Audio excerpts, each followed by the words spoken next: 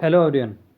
जैसा कि आप सबको पता होगा कि कोविड-19 के चलते जो समय ख़राब हुआ है, अब रेगुलर क्लासेस न होने के कारण सीबीएसई ने 30% तक का सिलेबस कम कर दिया है क्लास 9th और 10th में। तो अब जो हमारे पास नया करिकुलम है, उसमें कौन कौन से चैप्टर हैं, कौन कौन से नहीं हैं, कौन से चैप्टर ऐसे हैं जो पूरे पढ़ने हैं, कौन से चैप्टर ऐसे हैं जो पूरी तरह से डिलीट हो गए, कौन से चैप्टर ऐसे हैं जो कुछ सिर्फ पीरियोडिक टेस्ट में आएंगे, बोर्ड एग्ज़ाम में नहीं आएंगे, या कुछ चैप्टर ऐसे हैं जिनके सिर्फ मैप के क्वेश्चन ही बोर्ड एग्ज़ाम में आएंगे, बाकी सब में से जो लॉन्ग या शॉर्ट आंसर्स हैं वो नहीं आएंगे, या फिर प्रोजेक्ट वर्क क्या रहेगा और इंटरनल असेसमेंट किस तरीके से हमें मिलेंगे मार्क्स। इन सब चीज़ों को आज हम अच्छे से समझेंगे इस वीडियो में, तो ध्यान से समझें। सबसे पहले देख लेते हैं आज का topic, revise curriculum of social science 2020-21 for class 10th। अब सबसे पहले इसमें कोर्स स्ट्रक्चर क्या है, मीन्स बुक्स कौन कौन सी हैं, उसमें कोई बदलाव हुआ है या नहीं। तो बुक्स में किसी तरह का कोई बदलाव नहीं हुआ है। India and the contemporary world means history 20 marks की आएगी आपके बोर्ड के एग्ज़ाम में।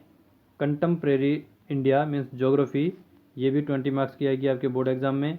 डेमोक्रेटिक पॉलिटिक्स, ये भी 20 मार्क्स की आएगी। और इकोनॉमिक्स, ये भी 20 मार्क्स। तो ओवरऑल 80 मार्क्स का हो गया आपका बोर्ड का एग्ज़ाम। तो ध्यान रहे, चारों किताबों में से 20-20 नंबर का आएगा बोर्ड के एग्ज़ाम में। फिर आगे बढ़ते हैं सब्जेक्ट वाइज, देखते हैं हिस्ट्री में क्या हटा, क्या अभी अपने पास है जो पढ़ना है। तो हिस्ट्री में जो फर्स्ट सेक्शन था, इवेंट्स एंड प्रोसेसेस, उसमें 3 चैप्टर हुआ करते थे, जिनमें से सेकंड हट गया है पूरी तरह से, इंडो चाइना वाला। बाकी दोनों आपको पूरे करने हैं और ये बोर्ड एग्ज़ाम में आएंगे ही आएंगे। The rise of nationalism in Europe first chapter, और थर्ड चैप्टर जो अब सेकंड हो चुका है वो है नेशनलिज्म इन इंडिया। इन दोनों को पूरा ही अच्छे से कवर करना है। इसके अलावा हमें एक ऑप्शन दिया गया है पीरियोडिक टेस्ट के लिए सिर्फ, ये बोर्ड के एग्ज़ाम में नहीं आएगा, ध्यान रखना है कि जो सेक्शन 2 है, इसमें जो थर्ड चैप्टर है the making of a global world, और फोर्थ है द एज ऑफ इंडस्ट्रियलाइजेशन, इन दोनों में से कोई एक करना है, वो भी सिर्फ पीरियोडिक टेस्ट के लिए, स्कूल लेवल के एग्ज़ाम के लिए, ये बोर्ड में नहीं आएगा। इस कन्फ्यूज़न को ध्यान से आपको दूर करना है। तो हिस्ट्री में ओवरऑल सिर्फ 2 ही चैप्टर करने हैं हमें, नेशनलिज्म इन यूरोप और नेशनलिज्म इन इंडिया, बोर्ड के हिसाब से। फिर बात करते हैं ज्योग्राफी की। तो ज्योग्राफी में पहला चैप्टर जो है वो तो पूरा का पूरा आ रहा है, रिसोर्सेज एंड डेवलपमेंट, कोई चेंजेस नहीं। फिर इसके बाद जो थर्ड चैप्टर है, मीन्स सेकंड तो हट ही गया, पूरा डिलीट हो गया। जो जो चैप्टर्स हम यहाँ पर डिस्कस नहीं कर रहे हैं वो सब डिलीट हो चुके हैं, मीन्स हट चुके हैं। थर्ड चैप्टर की बात करें तो इसमें कहा गया है only map items as given in the map list from the chapter will B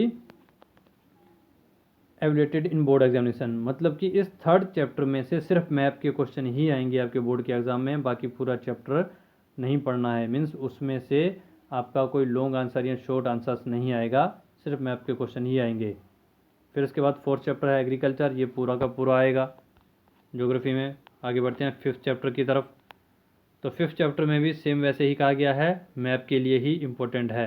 means इसमें भी सिर्फ मैप के रिगार्डिंग क्वेश्चन ही आएंगे आपके बोर्ड में, और बाकी चैप्टर में से कोई क्वेश्चन नहीं आएगा। फिर बात करते हैं नेक्स्ट सिक्स चैप्टर की, मैन्युफैक्चरिंग इंडस्ट्री, ये पूरा का पूरा चैप्टर आएगा। सेवन्थ चैप्टर जो है life lines of national economy, transportation वाला, ये भी पूरा का पूरा चैप्टर आएगा। तो ये बात हुई ज्योग्राफी की। अब आगे बढ़ते हैं डेमोक्रेटिक पॉलिटिक्स की तरफ। तो इसमें आप देखो तो सिर्फ 4 चैप्टर्स ही बचे हैं। First power sharing, second federalism, फिर लास्ट में आ जाते हैं सिक्स्थ और seventh. Sixth political parties, seventh outcomes of democracy. मतलब बीच में जो थर्ड है, फोर्थ है, फिफ्थ है, वो सब इस बार हट गए हैं। तो ये 4 चैप्टर हैं और चारों को पूरे पढ़ने हैं। इनमें कोई पीरियोडिक या फिर मैप वैप का कोई ऐसा झंझट नहीं है, चारों के चारों पढ़ने हैं डीपी में, 4 सब चैप्टर्स। डीपी के बाद बात करते हैं इकोनॉमिक्स की। तो इकोनॉमिक्स में हमारे 4 चैप्टर थे और चारों के चारों आ रहे हैं, पूरे आ रहे हैं, किसी तरह का कोई बदलाव नहीं है।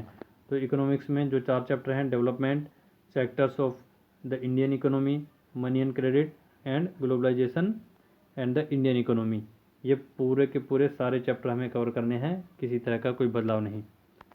आगे बढ़ते हैं, सारी बुक्स की बात हो गई। अब देखते हैं प्रोजेक्ट वर्क, कौन कौन से टॉपिक्स हैं हमारे। तो प्रोजेक्ट कोई एक बनाना है आपको इन 3 टॉपिक्स में से, consumer awareness, social issues, sustainable development.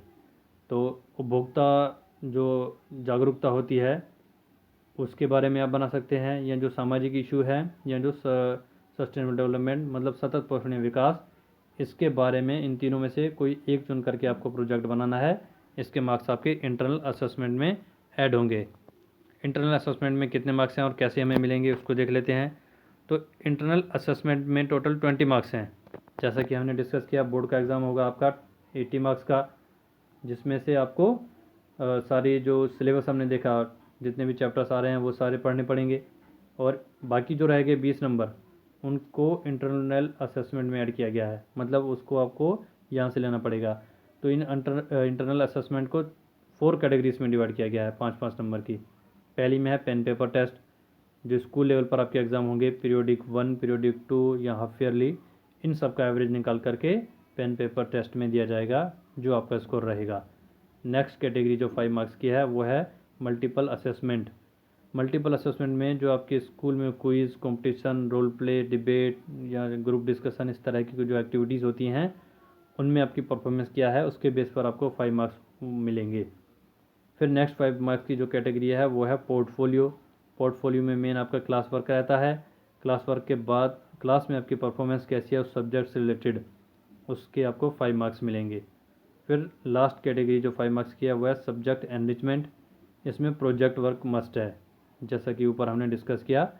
तो आपको ये 20 नंबर लेने के लिए अपना पेन पेपर टेस्ट को अच्छे करना है, क्विज़ कंपटीशन में परफॉर्मेंस अच्छी देनी है, क्लास वर्क कंप्लीट करना है और प्रोजेक्ट को रेडी रखना है। तो ये आपके इंटरनल के 20 मार्क्स आप सेव कर लोगे।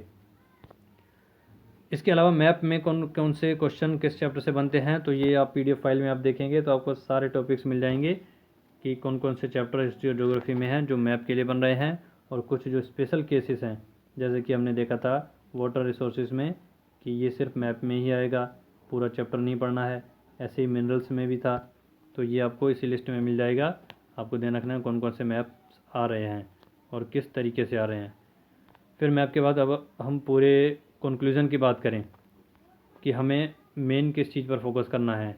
तो मेन हमें सबसे पहले फोकस करना है कि कौन कौन से हमारे चैप्टर्स हैं जो बोर्ड एग्ज़ाम में आ रहे हैं।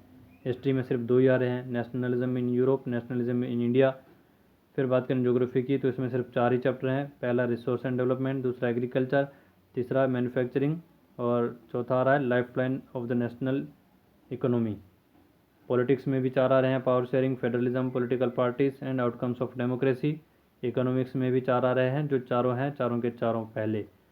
तो ये आपको सारे चैप्टर्स ध्यान रखने हैं कि जो हमारे बोर्ड के एग्ज़ाम में आ रहे हैं, इन सबको मिला ले हम तो टोटल बन जाते हैं 14 chapters. Means 14 chapters board exam में आ रहे हैं। इनके अलावा ऐसे चैप्टर्स जो सिर्फ मैप में आ रहे हैं वो भी यहाँ मेंशन किए गए हैं, फिर इनको मैप के लिए भी देख लेना है। तो जैसे आप इस पूरे को कवर कर लेते हो सिलेबस को, तो आपका 80 मार्क्स सेव कर लेते हो आप बोर्ड एग्ज़ाम के लिए। फिर 80 के बाद बचते हैं 20 मार्क्स इंटरनल असेसमेंट के लिए, जो 4 कैटेगरीज में डिवाइड किए गए हैं। इनके लिए आपको पहले पेन पेपर टेस्ट जो स्कूल एग्ज़ाम होंगे उनमें अच्छा स्कोर करना है।